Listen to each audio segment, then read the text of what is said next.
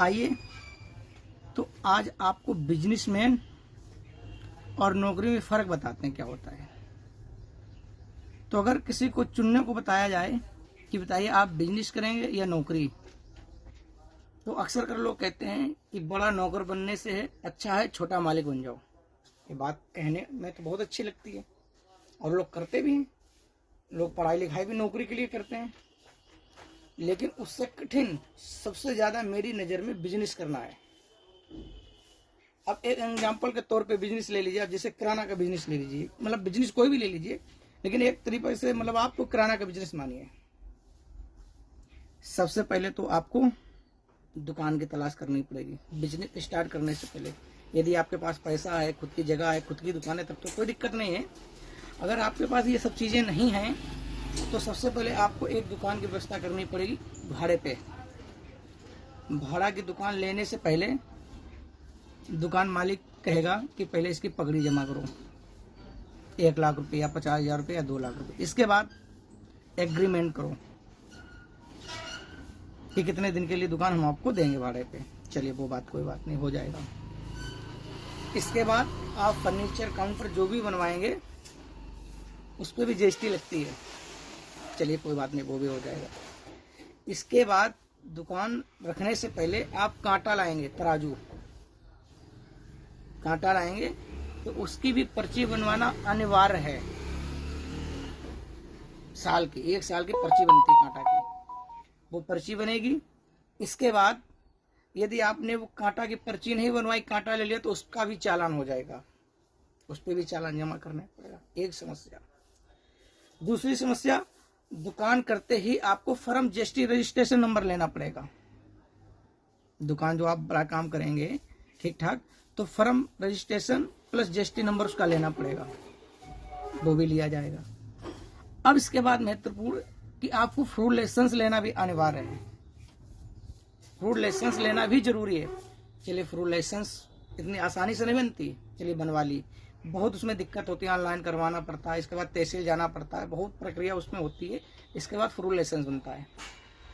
अब food licence बनने के बाद भी आप जीएसटी पे माल खरीदेंगे, सब नंबर 1 का वकील करना पड़ेगा, अकाउंटेंट करने पड़ेंगे, इसके बाद सीए करना पड़ेगा। मतलब बहुत प्रक्रिया इसमें भी होती है जीएसटी की, वो सारी आपको फॉर्मेलिटी अदा करनी पड़ेगी। चलिए वो भी हो जाएगी। अब इसके बाद जीएसटी पे माल आ रहा, नंबर 1 पे आ रहा है, इसके बाद भी फूड अधिकारी सैंपल भरते हैं। सबसे बड़ी घटना दुकान में, कोई त्योहार आता है, अब सारा माल जब जीएसटी पे आता है, नंबर 1 पे आता है, उसके बाद फूड लाइसेंस भी है, जीएसटी नंबर भी है, नंबर 1 पे माल भी आ रहा है, कांटा की भी वो पर्ची भर रहा है, दुकान का किराया भी दे रहा है, और उसके बाद भी फूड लाइसेंस आकर के दुकान का सैंपल भरते हैं सामान का। क्यों भाई? जीएसटी पे माल नहीं लिया उसने, माल चोरी का है, माल वो यहाँ बनाता है अपनी दुकान में नहीं ना, माल खरीद के लाता है ना। तो जब आपको सैंपल भरना ही है तो आप उस दुकानदार से कायदे से बात करेंगे आकर के, भैया ये मान लो कोई चीज एक लिया आपने, इसका सैंपल भरेंगे। तो सैंपल भरने से परेशान किसको करेंगे आप? कंपनी को नहीं ना, परेशान करेंगे आप उस दुकानदार को जो सब कुछ लेने के बावजूद भी, इतनी जहमत झेलने के बाद भी बिजनेस कर रहा है। आप उसकी दुकान का सैंपल भरेंगे, उसका एड्रेस, उसका नाम लेंगे, उसके नाम आप चालान भरने के बाद उसके बाद आप उसके पर कार्रवाई करेंगे उस दुकानदार के ऊपर, जबकि माल उसका नहीं है। वो सिर्फ 50 पैसा 1 रुपए पे बिजनेस करता है, ये भी नहीं 10 रुपए 20 रुपए किलो पे बिजनेस करता, वो 1 आध रुपए पे बिजनेस करता है। और इतनी समस्याओं का सामना करने के बाद भी उसकी जैसे क्या ना, उसकी सैंपल भरा जाता है, फिर उस पर तारीखें पड़ती, फिर इसके बाद में उसको चालान भी जमा करना पड़ता है। तो हम सिर्फ यही पूछना चाहते हैं, जब आपको सैंपल भरना ही है तो जिस कंपनी का आप सैंपल भरते उस कंपनी पे छापा क्यों नहीं डालते? और छापा डालने के बाद अगर कंपनी कोई चीज गलत बनाती है तो कंपनी को आप उसको सुधारने का मौका दीजिए कि भाई ये चीज गलत है, ये बेचने योग्य नहीं है, आप इस तरीके से बनाइए, तब आप मार्केट में बेच सकते हैं। कोई दुकानदार तो यहाँ बनाता नहीं।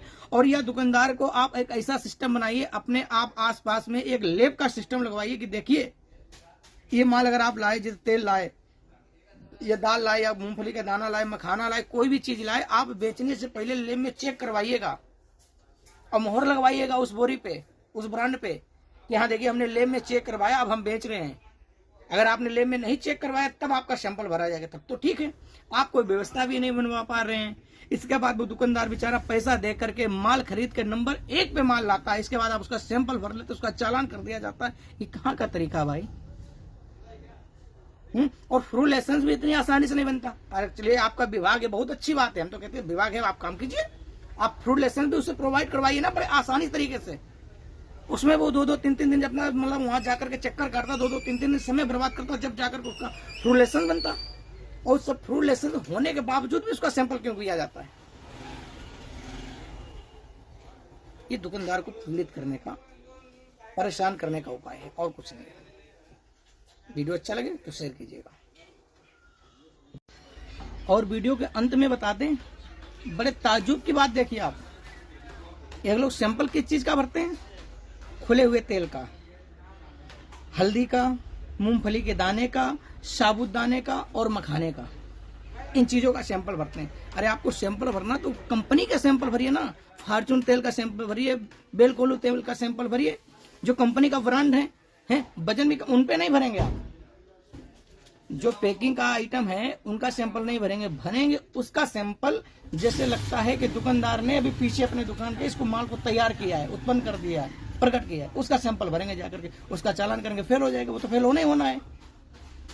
अरे कोई कमी है तो उसमें दुकानदार को अवगत कराइए, दुकानदार की मदद कीजिए। और आपको एक बात बताते हैं, जो ये आपकी नौकरी और आपका विभाग चल रहा है ना, ये विभाग और नौकरी इस बिजनेसमैनों की ही वजह से चल रहा है। ये जो लोग दुकानें करें, जिनका आप सैंपल भरते हैं, जिनको परेशान करते हैं, उनके वजह से ही आपका विभाग और आपकी नौकरी है। ये सारे बिजनेसमैन अगर बिजनेस बंद कर देंगे, दुकानें बंद कर देंगे, तो आपकी नौकरी धरी धरी रह जाएगी। करेंगे क्या? आप क्या का सैंपल भरेंगे? जाकर सारा एक तरफा बंद हो जाएंगे और देश त्राही त्राही करने लगेगा। जाकर जितनी चीजें छोटे छोटे दुकानदार गांव मोहल्ले में प्रोवाइड करवा पाते हैं, इतनी बड़ी बड़ी कंपनियां नहीं करवा पाएंगे। और बड़ी बड़ी कंपनियों को आप हाथ नहीं लगाते हैं। ऑनलाइन वाले के सैंपल भरिए जाकर के आप। दुकानें देखी, दुकान वालों को सब कुछ करवाना पड़ता, ऑनलाइन वाले ने ऑनलाइन किया, जाकर के माल दे दिया, जाके माल अच्छा है खराब, उसका आप सैंपल नहीं भरते जाकर के। आप भी उसका तरीका बताइए कि पहले ऑनलाइन माल कोई आएगा तो पहले उसके फ्रूट लैब में जाएगा, पहले चेक करवा कर फिर माल वितरण किया जाएगा। वो भी तो बेचते काजू मखाना दुनिया भर का आइटम, उनका नहीं आप सैंपल भरेंगे। छोटे दुकानदारों को परेशान करने का ये बहुत अच्छा तरीका है आप। और दूसरी बात, एक सैंपल भी नहीं भरेंगे आप लोग, एक दुकान पे 3-3, 4-4 सैंपल उठाएंगे आप, कोई नहीं कोई सारा पेक हो जाएगा। और तीसरी बात समझिए आप, कि आप सैंपल भर रहे हैं, बहुत अच्छी बात है। आप अगर सैंपल भरेंगे तो सबसे पहले तो 3-4 ब्रांड का भरेंगे, और एक ब्रांड के आप 4-5 पैकेट उठाएंगे। जैसे आपने मखाना का सैंपल भरा तो आप 4 पैकेट मखाना लेंगे। और 4 पैकेट मखाना की कीमत आप समझते हैं, कम से कम 1000 से लेकर के 1100 रुपए तक की। आप दुकानदार को 1 रुपए देते हैं? नहीं देते हैं। माल आपका है ना, जीएसटी आप भरते हैं, है ना, दुकान आपकी है। आप आए, 4 पैकेट लिया, सैंपल साइन करवाए, और भाई दुकानदार तो डर जाता है इतना, वो तुरंत साइन और सैंपल सब आपको दे देता है। आप 1000, 1500, 2000 रुपए की उसकी दुकान की सामान भी ले जाते हैं, उसी के नाम आप चालान भी करवा देते हैं, जाकर भरो जाकर के आप। और फिर इसके बाद ये भी नहीं कि आपने सामान चालान उसका भरवा दिया, सामान लेके, तो उसके बाद चालान भरने के बाद जो उसके ऊपर जुर्माना होता है उस पर आप समझौता भी करवाएं कि चलिए भाई हम मतलब जो भी आपका हुआ है, चलिए आइए हम आपको निपटाएं। उसकी कोई लोक अदालत नहीं लिखती, हमें लगता है उसका कोई निवारण नहीं, वो भरना ही पड़ेगा। नहीं भरेंगे तो कार्रवाई हो जाएगी, कानूनी कार्रवाई। तो दुकानदार बिजनेस करे भी तो कैसे करे आप बताओ? इतनी जहमत झेलने के बाद दुकान का भाड़ा, एग्रीमेंट, पगड़ी, और इसके बाद कांटा की पर्ची, फ्रूट लाइसेंस के बाद जीएसटी के बाद वकील, अकाउंटेंट, सीए, और इसके बाद जीएसटी पे माल रिटर्न दाखिल, दुनिया भर का सिस्टम करने के बावजूद भी। और सुन लीजिए, आप लोगों को बता दें बहुत महत्वपूर्ण जानकारी, यदि आपने जीएसटी नंबर लिया है तो जीएसटी नंबर पर जो एड्रेस पड़े वो भी आपके फ्रंट दुकान पे लिखा होना चाहिए। 3-4 हजार रुपए हमसे पड़ गए। दुकान हमारी 500 मीटर पहले थी, दुकान आगे 500 मीटर आगे, मैडम जी आई, जीएसटी नंबर देखा, एड्रेस गलत पड़ा, लाओ 5000 रुपए दूं, देने पड़े 3-4 हजार रुपए। किस बात के? हमने उनको बताया ना भैया दुकान ये भाड़े की है, मान लो आज दुकान हमारी यहाँ है, कल को इन्होंने भी अगर खाली करवा दी और हमें 500 मीटर आगे जाना पड़ा, तो हर महीने 2-4-5 महीने में या साल खांड में हम जीएसटी एड्रेस चेंज ही करवाते रहे, कि जितनी बार हमारी दुकान मतलब साल में या 1 साल में चेंज होती रहे, उतनी बार हम जीएसटी एड्रेस उसका चेंज करवाते रहे। अरे कम से कम सामने वाली दुकानदार की समस्या तो समझिए कि कोई अगर हाँ उसकी खुद की शॉप है और एड्रेस गलत है तब तो ठीक है, उसकी खुद की शौक नहीं है, आप एड्रेस बार बार उसको चेंज करवाने के लिए बोल रहे हैं कि एड्रेस गलत कीजिए, मतलब सही करवाइए और उसके बाद उसके बोर्ड लगवाइए।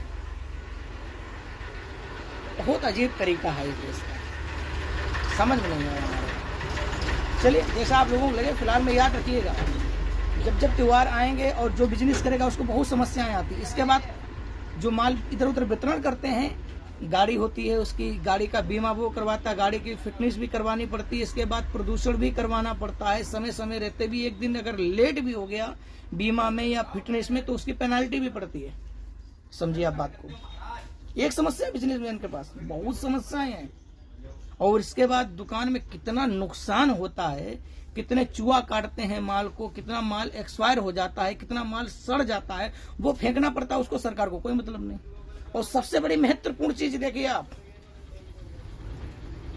कि अगर दुकान का पैसा किसी कस्टमर ने मार लिया 1,50,000 रुपए, तो उसको सरकार दिलाने में कोई मदद नहीं करेगी, वो भी दुकानदार का ही पैसा मारा जाएगा। दुकानदार कर्जादार हो जाएगा, वो अपना जमीन बेचे, प्लाट बेच के भरेगा, लेकिन सरकार में इसका कोई मतलब नहीं होगा कि आपका 2, 4, 5 लाख रुपए मार्केट में फंसा है, चलिए हम दिलवाते हैं, या कोई तरीका निकला है। जिस तरीके से उन्हें सैंपल होगा तो उसके ऊपर मुकदमा हो जाएगा। कोई एक ऐसा भी नियम बनाइए जो दुकानदार की मोटी मोटी रकमें फंसी है, सामने वाला व्यापारी नहीं दे रहा है, दुकानदार या कस्टमर नहीं दे रहा, तो उसके पास भी सहूलियत से निकलवाने का कोई तरीका हो।